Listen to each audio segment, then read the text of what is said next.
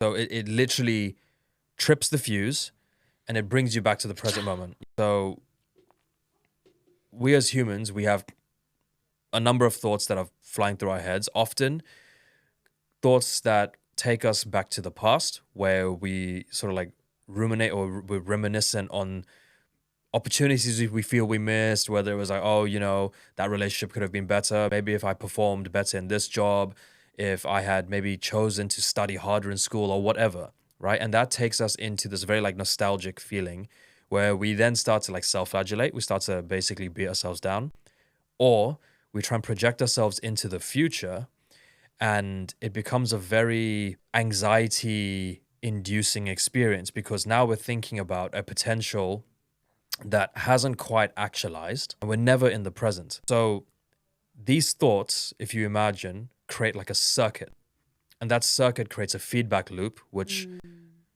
takes the mental energy. It then starts to manifest into like an emotional energy, which then brings up an emotion to the surface. Because as human beings, we all have a story, right? We all have a belief system upon which we identify with. Like, our minds are very intelligent systems which will look at ways to identify with the story. And so that feeds into these complexes like, oh, I'm a failure, or I'm constantly a victim to circumstance. Life happens to me, right?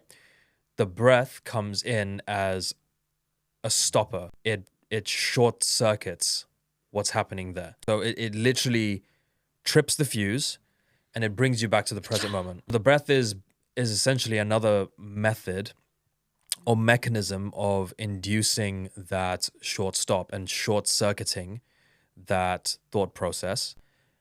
And that creates what I call like a singularity. It creates space. And in that space, you now have the ability to like cognitively think about what's going to serve you most. And this is what I call conscious integrated awareness. It brings you back to a state of nowness that Yeah. you can just operate from a more logical place. Yeah, don't know well, if I like to call logical's it the right neutral. place. Yes, Neutral. Or if you can find the middle ground, I find like the neutral ground is where you can merge the two together. And then that's how we actually make the better, more rational decisions. It's like how you can choose to take a more rational approach to a conversation. And actually get in touch with what it is that you want and how you're feeling. Oh no, not how you're feeling, but where you're at and where you need to go from that.